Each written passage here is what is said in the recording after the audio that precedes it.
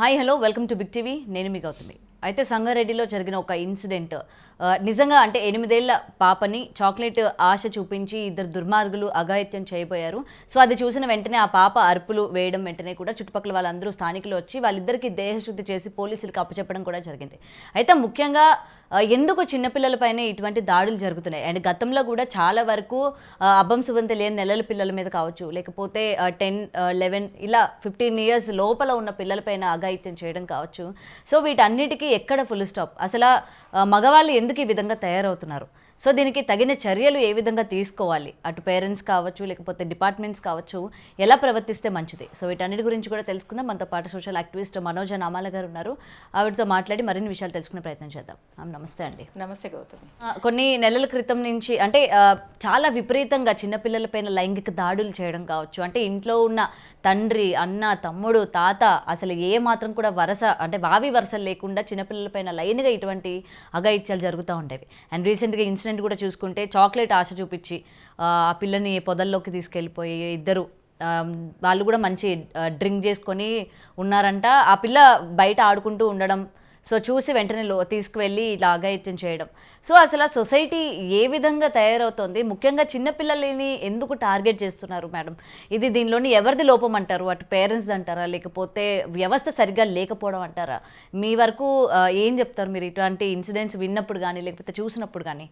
చాలా బాధగా ఉంది గౌతమి. నేను ఆ ఇన్సిడెంట్ చూసినప్పుడల్లా నాకు ఒక 5-6 సార్లు చూసుంటాను నేను యూట్యూబ్లో. అది ఆ సంఘటన గురించి నాకు చాలా బాధేస్తుంది. ఎంత దుర్మార్గంగా తయారవుతున్నారు అంటే, ఒక చిన్న పిల్లని అంటే వేరే వాళ్ళైతే వేరే పిల్లల్ని పిలిస్తే వాళ్ళకి డబ్బులు ఇవ్వాలి, లేదంటే వాళ్ళతో వెళ్ళాలంటే ఏదో ఒక పరిమితులు ఉంటాయి కదా, రారు కదా తొందరగా. అందుకని ఒక చిన్న పిల్లని సెలెక్ట్ చేసుకుంటారు. వాళ్ళకి వావి వరసలు, శరీరంలో ఉన్నటువంటి కొవ్వు పొగరు అంటారు చూడండి, మదం అంటారు చూడండి, అది ఒంటి నిండా పట్టించుకొని దానికి తోడు ఒక తాగుడు అనేటువంటిది అడ్డం పెట్టుకొని ఆ తాగుడు వల్ల వాళ్ళకి ఏమి తెలియట్లేదు. అలా అని వాళ్ళకి తెలియకుండా చేస్తున్నారని నేను అనలేను. వరసలు వాయిలు లేదు, వాళ్ళ కోరిక తీరాలంతే. దానికోసం ఎవరు ఆ టైంకి ఒక చిన్న 3 సంవత్సరాల పిల్ల దొరికినా కూడా తీసుకెళ్తారు. వాళ్ళు 6 నెలలు 7 నెలల పిల్ల దొరికినా కూడా తీసుకెళ్ళిపోతారు. ఎందుకంటే వాళ్ళ అవసరం తీరాలి. ఇప్పుడు ఆ బిడ్డ 8 సంవత్సరాల పిల్లని చాక్లెట్ అనేది ఆశ చూపి, ఇప్పుడు ఈ చిన్నపిల్ల ఏంటమ్మా పిలిస్తే దగ్గరకు పిలిచి చాక్లెట్ చూపిస్తే వాళ్ళు ఎవరు పిలిస్తే మనం చాక్లెట్ ఇచ్చామనుకోండి, ఇంకొకటి చూపించారనుకోండి వెళ్ళిపోతారు అక్కడికి. వాళ్ళకంటే వాళ్ళు దేవుళ్ళతో సమానం, వాళ్ళకి ఏం తెలియదు పాపం. ఎందుకు పిలుస్తున్నారో తెలియదు. అరే అంకుల్ పిలుస్తున్నాడే, అన్న పిలుస్తున్నాడే, బాబాయ్ పిలుస్తున్నారే అనుకుంటారే తప్ప వాళ్ళ మనసులో ఏముంది, వాళ్ళ మనసులో ఎటువంటి ఆలోచనలతో వాళ్ళు పిలుస్తున్నారు అనేది పిల్లలకి ఏం తెలుస్తుందమ్మా? అదే అలాంటి నా కుక్కల్ని ఇమ్మీడియట్గా షూట్ చేసి చంపేయాలి. బతకూడదు, వాళ్ళు బతికే అర్హత లేదు వాళ్ళకి. ఎందుకంటే ఒక పవిత్రమైనటువంటి పిల్ల, చిన్న పిల్ల, దట్టు పసి పిల్ల, ఏమి తెలియని ఒక బిడ్డని, ఒక కూతురు లాంటి దాన్ని తీసుకొని పోయి వాళ్ళిద్దరు అఘాయిత్యం చేసినారు. టీవీ ఫుటేజ్, సీసీ ఫుటేజ్లో కూడా వాళ్ళు తీసుకెళ్లేది అంత క్లియర్గా ప్రూవ్ అయిపోయింది. స్పాట్లోనే ఒకటి దొరికాడు, పట్టుకొని పీకారు బాగానే. ఆ ఒక్కటే సరిపోదమ్మా, వాళ్ళకి కఠినమైన శిక్షలు చేయాలి. నేను ఇదివరకు నా వీడియోలు మీరు ఒకసారి ఎప్పుడైనా కుదిరితే చూడండి. నేను తల్లిదండ్రులకు ఒకటే చెప్తున్నానమ్మా, బిడ్డల్ని కడుపులో పెట్టుకొని చూడండి, కడుపులో పెట్టుకొని కాపాడుకోండి. మీ బిడ్డల్ని వదిలేయకండి, మీ బిడ్డల్ని క్రష్ల్లో వదలకండి, స్కూల్లో పంపించినా కూడా మానిటర్ చేసుకోండి, సడన్గా వెళ్ళి చెక్ చేసుకోండి, క్రష్ల్లో లేట్ అవర్స్లో పిల్లల్ని పెట్టకండి. మొన్న ఒక పాపని, నాకు తెలిసినటువంటి ఒక అమ్మాయి వాళ్ళ చిన్న పాపని, వాళ్ళు 8 అవుద్దంట రాత్రి వచ్చేసరికి, ఆ పిల్లని సడన్గా ఈ అమ్మాయి, ఈ డ్యూటీకి వెళ్ళిన అమ్మాయి జాబ్ చేస్తుంది పాపం. హస్బెండ్ ఇంకా రాలేదు, ఆయన వేరే చోట జాబ్ చేస్తాడు. ఈమె పిల్లని తెచ్చుకోవడానికి వెళ్ళిందంట. వెళ్తే పిల్ల కింద ఎక్కడ కనిపించలేదంట. ఎక్కడ పెట్టారంటే ఒక చీకటి గదిలో ఆ పిల్లని వేసి కింద ఏమి లేదంట, బెడ్షీట్ కూడా లేదంట. బాబుని ఆ కింద పడుకోబెట్టున్నారంట, బెడ్షీట్ కూడా లేదంట కనీసం. వాడి బట్టలు కూడా మార్చలేదంట, కనీసం వాడి అండర్వేర్ కూడా తడిచిపోయిందంట, అది కూడా మార్చలేదంట. ఒక చీకటి రూమ్లో పడుకోబెట్టున్నారంట లాక్ చేసి. ఎంత ఘోరమైనటువంటి విషాదమైనటువంటి విషయం అమ్మ. అదే అమ్మాయిలకి అక్కడ ప్రొటెక్షన్ లేదు, అక్కడ అబ్బాయిలు పెడతారు కదా, వాళ్ళు ఎవరు ఏం చేస్తారు ఏ నిమిషంలో తెలియదు. కాబట్టి తల్లిదండ్రులకు నేను చెప్పేది ఏంటంటే, మీ బిడ్డల్ని మీరు కాపాడుకోండి.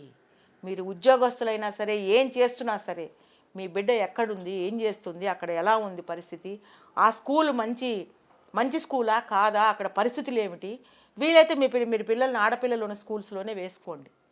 ప్రొటెక్షన్ మీరు తల్లి కాపాడుకోవాలమ్మా బిడ్డను, అంతే. తల్లి తండ్రి కాపాడుకోవాలి. ఇంట్లో అన్నదమ్ములు ఎవరైతే ఉన్నారో, కుటుంబ సభ్యులు ఎవరైతే ఉన్నారో వాళ్ళని తప్ప ఎవరిని నమ్మకండి. ఎవరిళ్ళలో పెట్టకండి మీ బిడ్డలను తీసుకొని పోయి. ఎందుకంటే ఎప్పుడు ఏం జరుగుతుందో తెలియదు. మీరు పంపించిన ఇంట్లో వాళ్ళు మంచి వాళ్ళు ఉంటారు, బయట నుంచి వచ్చే వాళ్ళు ఎలా ఉంటారో తెలియదు. ఎవడో ఏ ఉద్దేశంతో లోపలికి అడుగు పెడతాడో తెలియదు. ఆడుకుంటూ పక్కింటి పిల్లోడే రావచ్చు. వాడి సెల్ ఫోన్లో అన్ని చూసి ఎక్స్పర్ట్ అయిపోయి ఉంటాడు వాడు. ఇవాళ పిల్లలందరూ అలానే ఉన్నారు, భయంకరంగా ఉన్నారు. 8-9 ఏళ్ళకు కూడా ఈ మధ్య పోర్న్ వీడియోలు ఉన్నాయంట, అవి చూస్తున్నారు వాళ్ళు. ఎంత ఘోరమైనటువంటి విషయం అంటే, పిల్లలకి ఎందుకంటే చిన్న ఏజ్లోనే మొబైల్స్ ఇచ్చేస్తున్నారు వాళ్ళ గిఫ్ట్ల కింద మొబైల్స్ ఇస్తున్నారమ్మా. ఇదివరకు రోజుల్లో ఏ చొక్కానో, ఏ కొత్త నోట్బుక్కో, ఏ డైరీనో, ఏ పెన్నో ఇచ్చేవాళ్ళు. ఇవాళ రేపు ఏం ఇస్తున్నారు వాళ్ళకి? పాడైపోమని సెల్ ఫోన్లు ఇస్తున్నారు. వాళ్ళకి క్యూరియాసిటీ, దాంట్లో ఏమున్నాయి చూద్దాము. తల్లిదండ్రులు ఏం చేస్తున్నారు మొబైల్లో, వాళ్ళు ఏం చూస్తున్నారు. వాళ్ళు రీల్స్ చేస్తే వీళ్ళు రీల్స్ చేస్తారు. వాళ్ళు ఏదో సీక్రెట్గా చూస్తే వీళ్ళు కూడా సీక్రెట్గా ఎత్తుక్కుంటారు ఏముందా దీంట్లో అని. ఇలాంటివన్నీ చూసి ఓహో ఇలా చేస్తే ఎలా ఉంటుంది అనేటువంటి ఆలోచనతో పక్కింట్లోకి వెళ్ళడము, అక్కడ ఏమైనా ఆడపిల్ల ఉందంటే దాని మీద ఎక్స్పెరిమెంట్ చేయడము, దాన్ని ఒళ్ళో కూర్చోబెట్టుకొని దేశం అంతా తిప్పటము, అటు ఇటు తిప్పటము, ఇలాంటివన్నీ చేసి ఒక సునకానందాన్ని పొందుతూ ఈ విధంగా లైంగికంగా పిల్లని బాధ పెట్టి ఆ అమ్మాయిని అలా చేసి 8 సంవత్సరాల బిడ్డ ఏమన్నా తెలుస్తుందా? దీనికి ఏంటంటే మెయిన్ రీజను చదువు లేకపోవటం. చదువు ఉంటే కొద్దిగానే సంస్కారం ఉంటుంది. ఇప్పుడు చదువుకున్న వాళ్ళు కూడా చేస్తున్నారు, నేను అది కాదనలేను. కానీ కొంతవరకు పూర్తిగా చదువు లేకుండా ఆవారాల్లాగా తిరుగుతుంటారు చూడండి, బేకార్లు అంటారు, బేవర్స్లు అంటారు చూడండి. ఈ పదాలు వాడచ్చు లేదా, ఐఎమ్ సారీ. ఈ చదువు లేని వాళ్ళు నేను ఆ విధంగానే పిలుస్తాను. చదువు లేనటువంటి వేస్ట్ గాళ్ళు ఉంటారు కదా, వాళ్ళు తాగటం, వాళ్ళకి ఇంకా వేరే ఉచ్చం నీచం మంచి చెడు ఏం ఉండదు. తల్లి తండ్రి ఇల్లు వాకిలి చెల్లి ఏం ఉండదు వాళ్ళకి. సాయంత్రం అయిందంటే ఏం పని ఉండదు, అలా తాగేసేసి ఎవరన్నా దొరికారనుకోండి ఇలాగా వాళ్ళని. ఇంకా ఎలాంటి కార్యక్రమాలు ఇంకెంతకుముందు ఏమేం చేస్తున్నారో మనకు తెలియదు. ఇప్పుడు ఈ పాప విషయం బయటపడింది. అందుకే నేను తల్లిదండ్రులకు చెప్తున్నాను, మీ బిడ్డలు మీరు కాపాడుకోండి, మానిటర్ చేసుకోండి. మీరు ఉద్యోగస్తులైనా సరే దానికి సంబంధించినటువంటి పకడ్బందీగా అన్ని జాగ్రత్తలు తీసుకోండి మీ బిడ్డ గురించి. మీ బిడ్డని ఇంట్లో పెట్టేసి ఒక అమ్మాయిని పెట్టి చూస్తుందంటే సీసీ కెమెరాలు పెట్టుకొని మానిటర్ చేసుకోవాలి, తప్పదు. ఎందుకంటే ఎవరిని నమ్మడానికి లేదు మనం ఈ రోజుల్లో. సో ఎక్స్పెషల్లీ ఆడపిల్లలు, మెయిన్ నేను ఆడపిల్లల గురించి చెప్తున్నాను. మీ బిడ్డల్ని మీరు కడుపులో పెట్టుకొని కాపాడుకుంటే తప్ప ఈ సమాజంలో దొరికేటువంటి కనిపించేటువంటి ఇలాంటి కిరాతకులు, ఇలాంటి దుర్మార్గులు, ఇలాంటి దరిద్రులు, ఇంకేమనాలో వాళ్ళని, నిజం చెప్పాలంటే ఇన్సిడెంట్ చేసిన వాళ్ళని ఇమ్మీడియట్గా షూట్ అండ్ సైట్ యాక్షన్ తీసుకొని వాళ్ళకి సరైనటువంటి చట్టపరమైనటువంటి చర్యలు వాళ్ళ మీద తీసుకోవాలని నేను కోరుకుంటున్నానమ్మా. ఓకే, ఎందుకంటే మనం చూస్తూ ఉన్నాం మేడం, ఇంట్లో కూడా ఇప్పుడు మీరు అన్నారు కదా, ఇంట్లో కూడా ఎవరు ఉన్నారు, మనకు తెలిసిన వాళ్ళు ఎవరు ఉన్నారు ఏంటి నమ్మి పెట్టమని. అయితే కొన్ని ఇన్సిడెంట్స్ మనం చూసుకుంటే అలా నమ్మి ఉంచిన వాళ్ళు కూడా చేసిన సందర్భాలు ఉన్నాయి. అవును, చిన్నపిల్లలకి. అయితే ఎందుకని ఇప్పటికీ కూడా ఎటువంటి యాక్షన్స్ తీసుకోవడం కానీ అటు డిపార్ట్మెంట్ నుంచి కావచ్చు, లేకపోతే వేరే వెల్ఫేర్స్ ఉంటాయి, సో ఎందుకని యాక్షన్స్ తీసుకోలేకపోతున్నారు, వీళ్ళకి ఎందుకని తగిన శిక్షలు వేయలేకపోతున్నారు? అండ్ రేపు పొద్దున ఈ పిల్లలు ఇలాంటి ఒక ఇన్సిడెంట్కి గురవ్వడం వల్ల వాళ్ళు సమాజంలోకి అడుగుపెట్టిన తర్వాత మగవాళ్ళ పట్ల వీళ్ళ యొక్క ప్రవర్తన ఏ విధంగా ఉంటుంది? ఏదైనా ఇలాంటి ఇన్సిడెంట్ ఆ ఏజ్లో జరిగింది వాళ్ళకి తెలుస్తుంది అంటే మగవాడంటేనే భయపడతారు. రేపు పెళ్ళి అంటేనే వెనక్కి తగ్గుతారు. అసలు మగవాడంటే కాళ్ళలో నుంచి వణుకొచ్చేస్తుంది వాళ్ళకి. ఎందుకంటే ఇంత బ్యాడ్ ఎక్స్పీరియన్స్ అయిన పిల్లలు ఉంటారు కదా, వాళ్ళకి కొంచెం తెలుస్తుంది కదా, ఓహో ఇది తప్పు, ఇది చేశాడు అని. అంటే మగవాడంటేనే వాళ్ళకి ఒక సింహాన్నో పుల్లో చూసినట్టుగా వాళ్ళు భయపడతారు. ఈ చట్టపరమైన చర్యలు అంటే కొంచెం మాడిఫై చేయాలమ్మా, చట్టాలను సవరించాలి. చట్ట సవరణ చేసేసి ఆ షూట్ అండ్ సైట్ ఇమీడియట్గా కాల్చిపడేయటమే. అమ్మాయిని ముట్టుకుంటే మన దుబాయ్లోనే ఎక్కడ ఉందంట ఇదే, ఆ అమ్మాయి వెంటనే శిక్ష అమలు పరచడం జరిగింది అనుకోండి, కొంతవరకు భయం వస్తుంది. అమ్మో ఆడపిల్ల జోలికి పోతే ఇలా అవుతుంది అనేటువంటి భయం వాళ్ళు కలగాలంటే ఇమ్మీడియట్గా యాక్షన్ తీసుకోవాలి.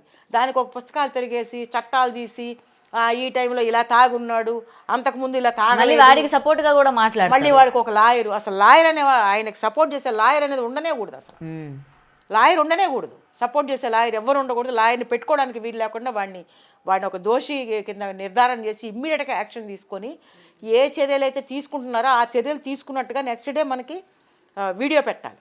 పెట్టినప్పుడు అవి చూసారనుకోండి, మొన్న ఆ పిల్లని చేసినందుకు కదా వీడికి ఇంత శిక్ష పడిందంటే భయపడతారు, ఇంకొకడు భయపడతాడు. వాడు తాగున్నా కూడా కొంచెం వాడికి భయం వస్తుంది, అమ్మో నేను చాలా జాగ్రత్తగా ఉండాలి అనేటువంటి భయం వస్తుంది. లేకపోతే మనం ఇలా చెప్పుకుంటానే ఉంటామమ్మా. నేను గత సంవత్సరం నుంచి నేను మాట్లాడుతున్నాను, ప్రతిరోజు ఏదో ఒక మూల, ప్రతిరోజు రోజుకి ఒకటి కాదు, రోజుకి 10 15 ఇన్సిడెంట్లు స్టేట్ మొత్తంలో జరుగుతూనే ఉన్నాయి. మన నోటీస్కి వచ్చేది 2 3 చాలా సంఘటనలు జరుగుతున్నాయి. వీటిని నిరోధించాలండి. షూట్ అండ్ సైట్ అంతే. ఒక ఆడపిల్లని ముట్టుకుని ఇలా చేశాడు అంటే వెంటనే వాడిని చంపిపడేయటం అంతే. అలా చేయకపోతే ఆడపిల్లకి రక్షణ ఉండదమ్మా. నేను చెప్పే మాట కఠినంగా ఉండొచ్చు, ఇలా చేయకపోతే మాత్రం ఆడపిల్లలకి రక్షణ అనేది ఎక్కడా ఉండదు. అట్ ది సేమ్ టైం మనం కూడా, అంటే పేరెంట్స్ కూడా బిడ్డల్ని కాపాడుకునే బాధ్యత కూడా తీసుకోవాలి. ఆ విషయంలో మన పాత్ర కూడా చాలా ఉంది. మనం కూడా మనం చేసింది మనం చేయాలి. అయినా కూడా జరిగింది అంటే చంపిపడేయటమే అంతే. ఒక ఆడపిల్ల జోలికి వెళ్తే చంపిపడేయటం అంతే. అది నేనైతే అదే కంక్లూజన్కి వస్తున్నాను. ఎనివే ఏదైనా సరే మ్యామ్, ఇలాంటి ఇన్సిడెంట్స్ ఎప్పటికప్పుడు జరగకూడదు అని చెప్పి మనం ఎంత కోరుకుంటున్నా సరే, ఈరోజు అంటే ఇప్పుడు మీరు ప్రతిరోజు జరుగుతున్నాయి. అవును, ఏదైనా సరే అటు పేరెంట్స్ కావచ్చు, కొంచెం నిఘా పెట్టుకోవాలి. పిల్లలు అసలు ఏం చేస్తున్నారు, పిల్లల పట్ల ఎవరు ఏ విధంగా బిహేవ్ చేస్తున్నారు ఏంటి అని చెప్పి కొంచెం జాగ్రత్త తీసుకోవాలి. ఎంత బిజీ షెడ్యూల్స్ ఉన్నా సరే పిల్లలు ఇంట్లో 2వ ఏడు కాదమ్మా, పుట్టినప్పటి నుంచే జాగ్రత్తగా వాళ్ళని అబ్జర్వ్ చేసుకోవాలి. ఎవరు వస్తున్నారు, పిల్లలు ఎక్కడున్నారు, ఏం చేస్తున్నారు. కొంచెం కాళ్ళు వచ్చి అడుగులు పెట్టేసరికి అట్ట వెళ్తారు అనుకోండి బయటికి, ఎవడో ఒకళ్ళు ఇట్లాంటి వస్తాడు, తీసుకుని వెళ్ళిపోతాడు, ఏదో ఒకటి చేసేస్తాడు. అలా పిల్లల్ని కనిపెట్టుకొని ఉండాలి. మనం ముందు వాళ్ళకి ప్రయారిటీ ఇవ్వాలి. తల్లిదండ్రులు మారాలి. ఒకళ్ళు కాకపోయినా ఒకళ్ళ బిడ్డను చూసుకోవాలి. ఒకళ్ళు పని చేసుకోండి, ఒకళ్ళ బిడ్డను చూసుకోండి. ఇంట్లో ఉన్నప్పుడు బయటికి వెళ్ళినప్పుడు పిల్లల్ని ఎలా ఎవరి దగ్గర పెట్టాలి, ఎంత సేఫ్గా పెట్టాలనేది అది మీ నిర్ణయానికి. మీ ఫెసిలిటీస్ ఎలాంటి కల్పించుకుంటారు అనేది ఆ బాధ్యత తల్లిదండ్రులది మాత్రమే. Right. Yes ma'am. Thank you ma'am. Thank you. For more videos like this, subscribe Big TV channel.